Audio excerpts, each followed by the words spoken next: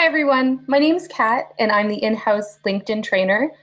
Today we're going to be going through some ways that you can market your business and yourself on LinkedIn, how to optimize your profile and your company page, and some features that you should be utilizing. So this webinar is going to focus mainly on organic ways of marketing, but if you're interested in learning more on LinkedIn analytics, paid ads, and premium features, we will be doing a more in-depth webinar on that as well later on. So with that being said, I'm going to get started with some information on the importance of using LinkedIn. LinkedIn is the largest professional marketing site with 500 million users, at least the last I checked, and 40% of LinkedIn users use the platform daily. The site is growing in usership, and they've been adding many new features and improvement over the last couple years, and that has brought engagement up significantly and added some things that you can really benefit from for your company and for marketing yourself and your brand on LinkedIn. So I'm going to start off the webinar by talking about how you can optimize your LinkedIn company page. Starting with branding and brand recognition, there are two important visuals to be aware of in your LinkedIn company page, those being your logo and the banner image. You'll want to make sure that the branding across all of your social media channels is consistent as far as using the proper logo, messaging, and colors, and make sure that your logo is included in your profile image and that your branding colors and messaging is displayed within the banner image. You can also use your URL, or rather include your URL and central phone number in your banner image and include a call to action, a tagline, or a hashtag as well. In addition to your primary banner image, you can create a banner image to showcase an upcoming event or a product launch, or share your company culture with photos of your team and stuff that's happening around your office. And these can be switched up incrementally when you have these events coming up and when you want to showcase something new. So when it comes to your company description, it should speak directly to your prospects. And while it is perfectly acceptable practice to just transfer the About section from your website over to your company page, if you want to improve upon that and stand apart from your competition, use this opportunity to tell your story and speak directly to your page visitors. You can include some pain points experienced by your ideal clients, address how you can mend them, and speak to your company's values and expertise in this section as well. So Google will also preview up to 156 characters of your page texts. So it's important to make sure that your description leads with some powerful keywords that best describe your business, your expertise, and your industry focus in this section. As far as the content on your company page updates are where a lot of people do tend to drop the ball. So just like with other social platforms, these need to be posted at least once, but ideally 2 to 3 times per week, with content that's going to draw people to your page. And this will help keep your page relevant. You can post directly to followers of your page, or you can even sponsor your content so that it's seen by people who are not yet following your page. And a great idea for content strategy on LinkedIn is to post something that will keep people coming back to your page, like a series of 5 to 10 tips or tools, maybe a series highlighting your team members or your clients, some weekly productivity hacks, countdowns to top 10s, or any other topics that you might find fit your brand. It's a great way to link things back to your website to try and increase your traffic. You can make a special event and post quarterly or on a seasonal basis. So posting a series will encourage people to come back to see your next post. And it's also going to allow them to scroll through the past posts and see more of your content that they might not have been aware of otherwise. So make sure that in all of your content on LinkedIn that you're being helpful and informative, and try not to be salesy. At least 80% of the content that you're posting should be informative, and no more than 20% should be selling. And that's not to say that you need to have 20% of posts on your LinkedIn company page selling a product or service.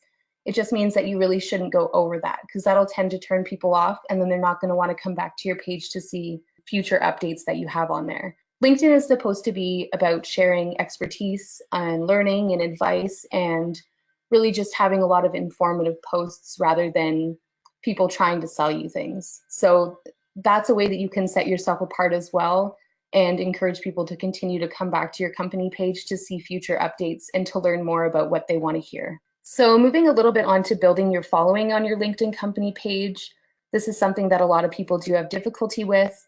And some of the ways that you can do this, firstly, you need to make sure that you're posting the relevant content on your page so that people are satisfied with it and they continue to return, and they'll actually want to follow your page to see your future update. You also want to do some cross promotion.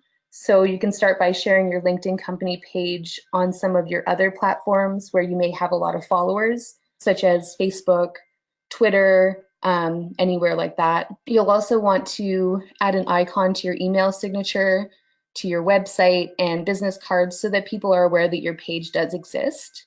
And you'll also want to share the page to your personal profiles as well so that your connections can come over and like the page and follow it and see your updates there too. Another great way is to send out an email blast to invite people directly to follow your page and to encourage your team of employees to regularly share and engage with the content that's on your page so that people in their circles can see it as well. You can also invite your own friends and family to the page and ask them to do the same as far as sharing out your content or inviting people that they think might be interested in seeing your content. If you want to invest in building your following, there's also the option to use sponsored content. But aside from that, there really is no quick and easy trick to getting organic followers to your page. You really just have to be consistent and invest a lot of time and resources into it. It's very important on your company page to engage with your community. Make sure that if somebody comments, you reply to them right away. People are way more inclined to continue to participate with your page if you're engaging with them. So keep an eye on your analytics as well and your notifications and see how people are responding to your content so that you can adjust it accordingly. Make your updates short and sweet, encourage some click-throughs, include a simple title or an interesting image and a lead in that lets readers know what the story is about without giving it all away. And don't be afraid to ask questions, evoke people to engage with your content, but also get some feedback on what type of content they want to see.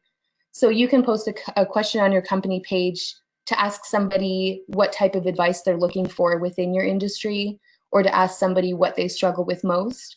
And generally, people will respond to those types of questions, and that increases your engagement, but it also gives you some insight into what you should do for your future posts. Any page that engages with its users tends to get a lot more engagement in return. If people are replying to your comments or your posts rather and not getting any reply from you, they're not going to want to come back and do that again. So you have to make sure that you are giving them a lot of your attention in that sense. So moving on a little bit from your company page optimization, I just want to talk a little bit about showcase pages. It is a similar feature to your company page, but it's also different in a lot of ways. So showcase pages enable you to promote certain products or services to specific customer segments. And these pages are used as an extension of your LinkedIn company page. So for example, a company like Adobe may want to have a showcase page for their Creative Cloud services to promote their specific software, and they do have that enabled. And you can treat your showcase page as a mini LinkedIn company page for that specific product. You can create up to 10 of them for your company page, but if you do require more, you can reach out to LinkedIn support and request more, and they will help you with that. And once these showcase pages are created, they're going to be shown on your company page right below your About section. So it's a way to get people to go from your company page where there might be a lot of information with only a little bit of it that's targeted towards them, and they have an option now to go to a showcase page where you might be sharing something that's more relevant to them specifically. So in the example of the Adobe page, they have their Creative Cloud page that's targeted mostly towards photographers and designers and that type of thing. So by having them come over to that showcase page, the content that they're going to be seeing will be more tailored to them, so they're more likely to visit that page more often and less likely to unfollow it if they're seeing content that doesn't apply to them like they might on the main page. One of the unique things about showcase pages is that they have unique names. So similar to a URL, there's no duplicate in that sense. So it allows you to be very specialized and also to not get your showcase pages confused with another company's showcase page. So in the website area of your showcase page, you can include a link to the corresponding product or service page of your website, and you can experiment with your content there by pinning maybe a status update to the top of your page, engaging what kind of response is received from your followers. Creating, growing, and maintaining these company pages and showcase pages takes a lot of time and resources and a lot of commitment. So you can't simply set them and forget them. You do need to follow up and do a lot with those pages to make them successful. And if you wanted to create a showcase page for your company, you can simply navigate to your LinkedIn company page, open up the admin tools on the top right corner, and it'll bring down a drop-down menu where you can then create that page. So here's just an example of where you might find a showcase page.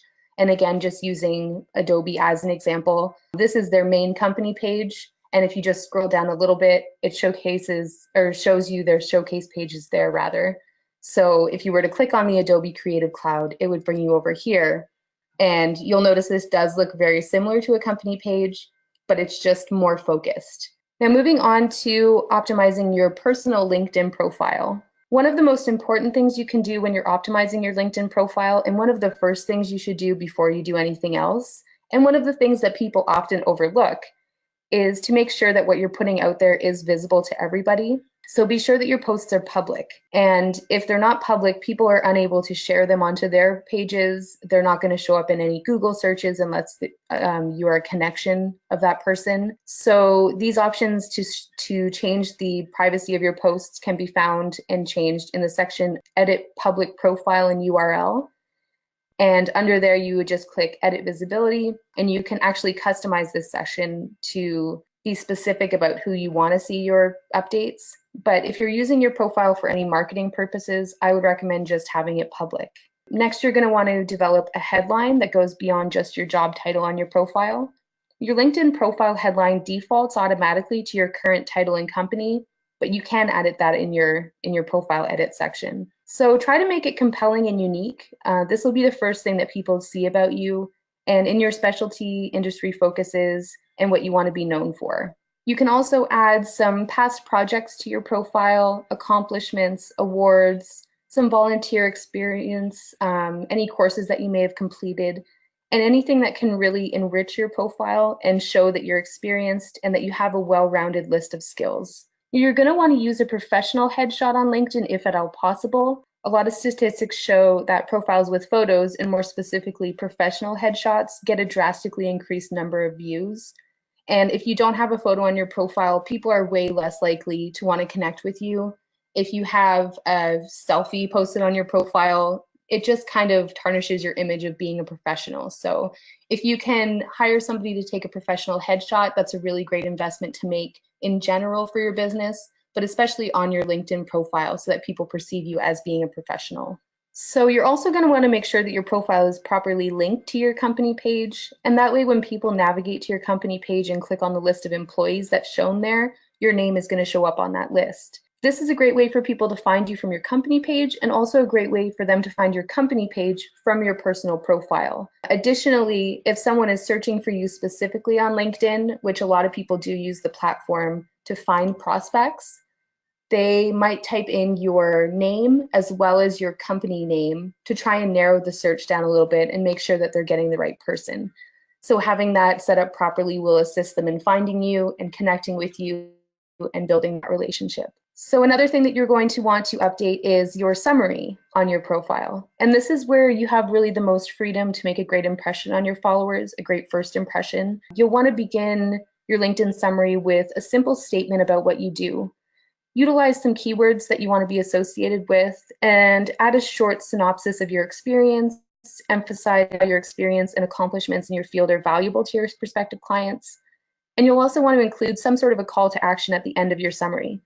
So if you manage to capture their interests, you can then guide them towards what to do next. And this can be a link to a 15-minute phone call booking on your website, a link to your website main page, your contact page, a page that you want to highlight, or even just an invitation to connect outside of the platform. Make sure that your experience and your information sections on your profile are current so that your followers are up to date on what you're doing and what you have as your most recent information up there for them to see. If you've changed jobs recently, make sure that you archive an old job so that when someone's searching for somebody to connect with from a specific company, they'll know whether or not you are still working there and what your duties are.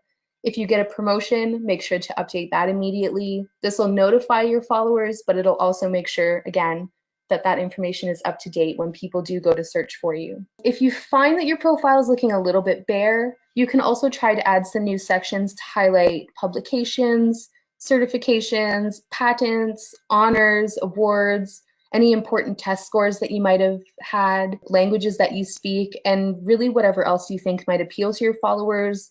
and the position you as an expert in your field, and really just highlight some of that information that people might not otherwise know about you that's going to set you apart from your competitors. So similarly to a resume, you're going to want to put stuff on there that is really going to draw their attention in and stuff that they're going to remember you by. So moving on to endorsements and recommendations, there's generally a lot of confusion on the differences between these two features on LinkedIn, but they are very vastly different. In endorsements, basically you can include some skills on your LinkedIn profile, and this is a great way to showcase your abilities to other members. Skills can include anything from softwares that you've mastered, although don't make it basic softwares like Word programs and email and that kind of thing. It's kind of implied that you would already have knowledge of that.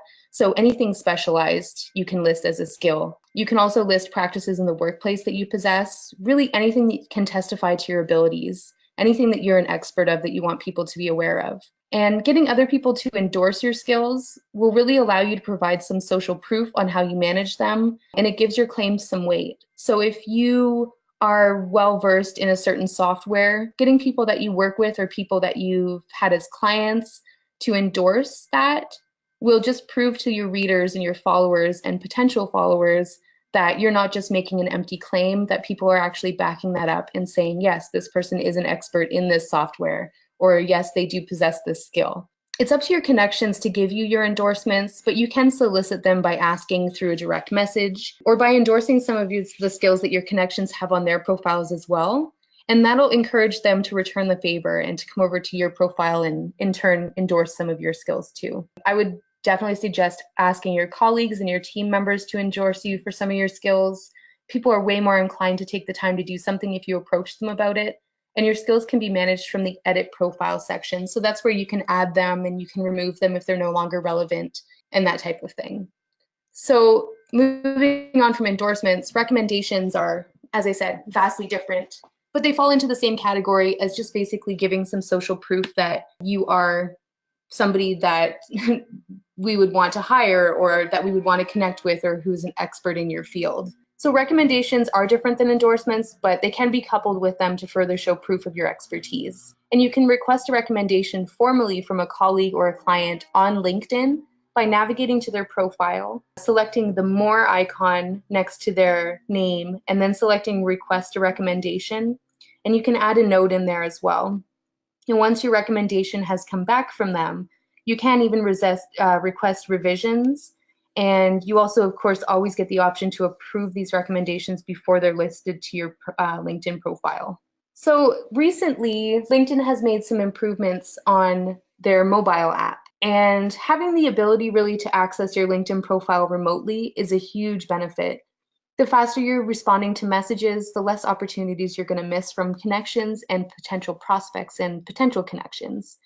So LinkedIn does have a pretty great mobile app that allows you to do most of what you can do from the desktop site with just a few exceptions. And the major things that are missing from the LinkedIn mobile app are the analytics and the ability to use LinkedIn Publisher feature. Additionally, some features available in LinkedIn require downloading additional apps to use. So for example, LinkedIn Groups, Sales Navigator, LinkedIn Learning, and the Recruiter feature, these all have their own separate apps to download. So if you are going to download all of the apps, just a recommendation to make a folder on your phone and store them all there, at least until they're able to come up with one app that provides you access to everything in place of these. So one thing, however, that you do have exclusive access to from the app that you're not able to access from your desktop is the ability to upload videos directly to LinkedIn.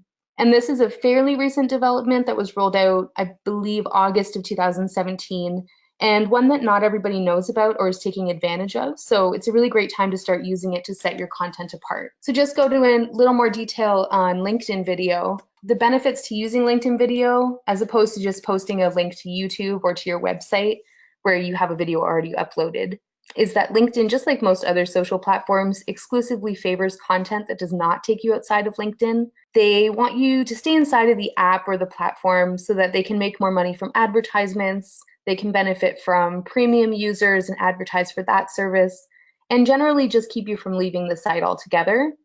They really want you to, spend as much time as you can on there. And as a result, they do favor content that is native to LinkedIn, like LinkedIn publisher posts as opposed to blog posts, and photos uploaded directly to the site as opposed to photo links, and of course, native LinkedIn video rather than something that's stored on another platform. So it's no secret, obviously, that video content on social media platforms does get more engagement and is shared more often than other content. So I'll just go into a little bit of detail on how best to use LinkedIn video, especially for marketing and business purposes. So simply to access the feature, first of all, as I mentioned before, you do have to be using the mobile app, and it is pretty straightforward. So on the home page of the app in the top right corner, you'll see two icons, and one of them is a camera and the other is a video icon. And if you don't see both of these icons, you may just need to update your app.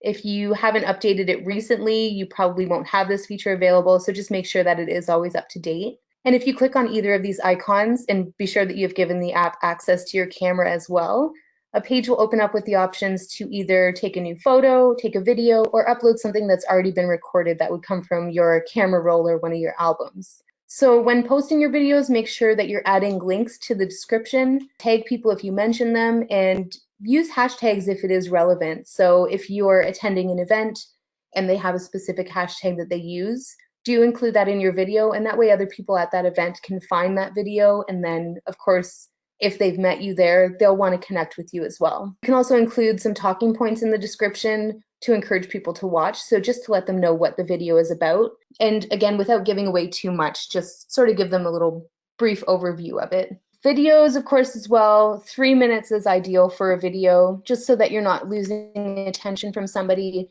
but it's also long enough that you have time to go through and make it valuable for them. So some uses of LinkedIn video.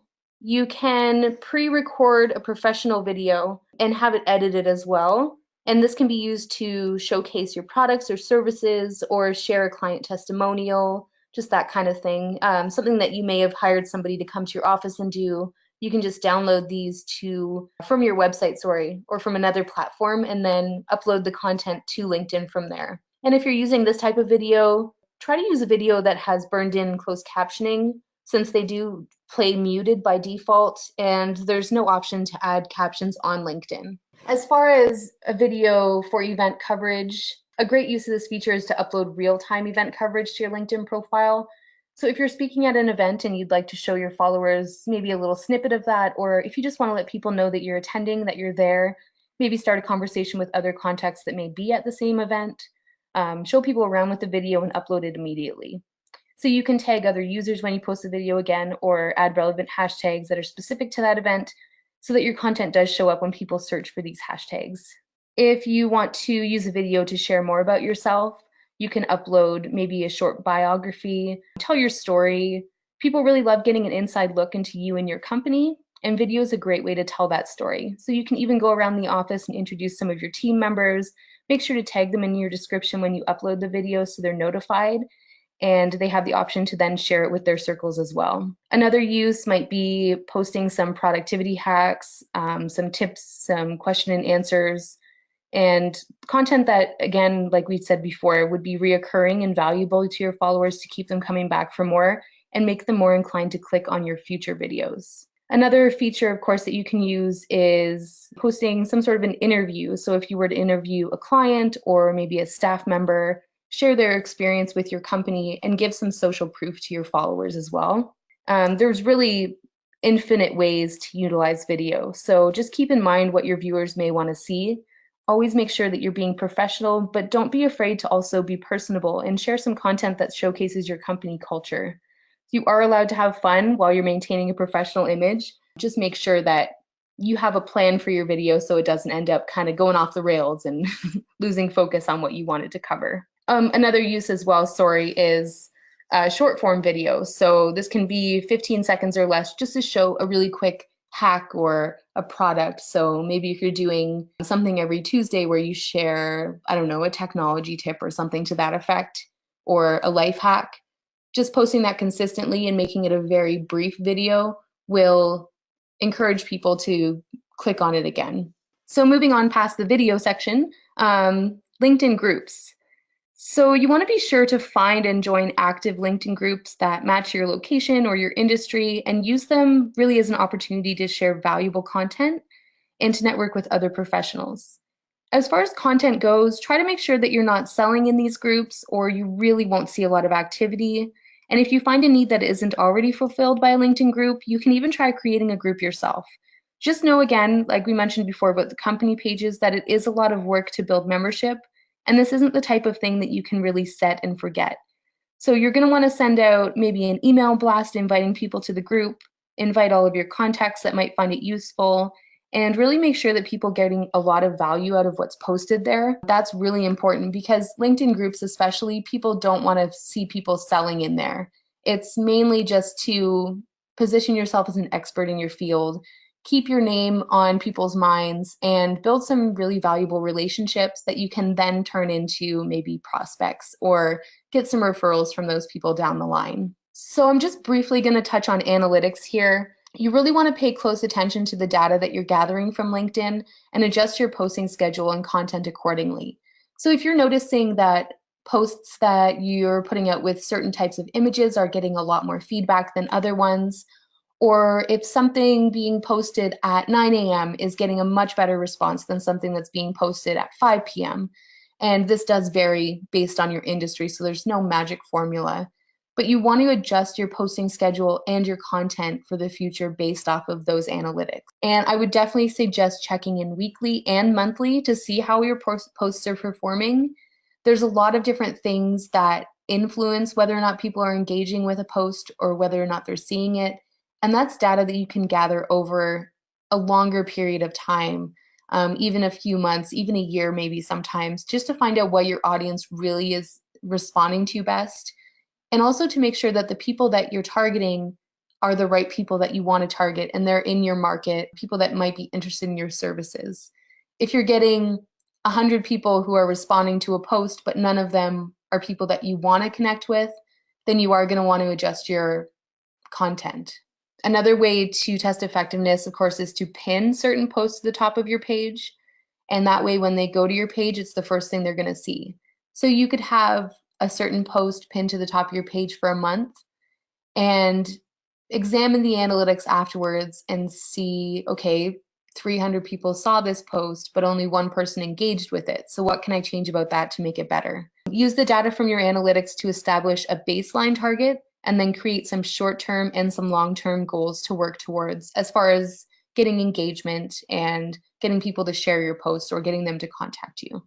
So impressions, interactions, and engagement, those are three, I think, of the main aspects of your analytics. Impressions are the number of times each update is shown to LinkedIn members. So this is similar to the Facebook reach. This is just how many people have scrolled through their newsfeed or gone to your page and seen this post. It doesn't mean they've read it. It doesn't mean they've clicked on it. It just means that it has shown up somewhere in their feed. Your clicks are the number of people who click on your content, your company name, or your logo. This does not include interactions with your posts. Your interactions, however, are the number of times people have liked your post, how many comments have been left, and how many times it's been shared. And then your engagement is a percentage, and this percentage shows the number of interactions plus the number of clicks and followers acquired divided by the number of impressions. So this is basically a number that shows you the percentage of people who have engaged with your content in some way based on how many people it's been shown to. So some of the benefits of using LinkedIn analytics for your company. The key to engaging your LinkedIn audience is knowing as much as you can about them. In the LinkedIn Analytics tab, there is an option to see the age of your followers or the people who are engaging, their gender, their location, what mobile or desktop platform they're using to see your content, all that kind of stuff. And having that information will really help you not only to adjust the time you're posting, where you're posting to, all that type of thing, but also the content itself. So you can replicate your success by viewing analytics from specific posts to see how they stand up against other methods and adjust future posts, like I mentioned before. So check for some similarities in the content, the topics, and what call to action was used. And again, the example, if a certain type of image is really being viewed a lot and you're getting a lot of response from that, you're going to want to use that, an image that's similar to that in nature for future posts. If you have a call to action for people to click on your website and you find nobody's clicking on your website, you're going to want to adjust that call to action as well to get them more interested. Maybe by offering them a free download of an ebook or a discount if they come over to your website right away, or just evoking some emotion from them or letting them know that there's a special offer or something very valuable to them that they'll find by clicking on your website. A great thing about LinkedIn Analytics is that you can really visualize your data. They have a various amount of charts and graphs that allow you to see everything in more than just numbers. And to find out what your demographic is responding to your content and target them via LinkedIn ads, analytics are great to find out exactly who you're hitting now and who you're not hitting, more importantly, so that if you are doing a LinkedIn ad, you're going to know who you want to target with that ad. And here's just a quick view. This page obviously isn't set up yet, but this is just what you might find in a company page as far as your analytics go. So it's going to show you the likes that you've gained in the last 30 days, comments, shares, and follows. And that's sort of just an overview of everything that's happened on your page. And this is the part where you can choose what you want your graph to display. So with whether you want to see impressions, clicks, shares, followers, that social engagement percentage, you can see all of that here displayed in a graph. And obviously this is empty again, but this is going to show your most recent posts and how people have responded to them. And this section is very, very useful as far as targeting your future content. So under update name, it'll just show maybe the title of the post that you shared. It'll show the date that it was shared, how many followers you acquired while that post was up, impressions, clicks, engagement, all of those things that we talked about before rather. It's all going to show that stuff sort of in a more easy to navigate area. And you can sort those by which post performed the best or which one maybe needed some help and that type of thing as well. So thank you very much for tuning in to this webinar. If you, again, are looking to learn more about specifics to do with LinkedIn ads, any of the premium features and that type of content, we are going to be doing another webinar that goes more in depth to those features.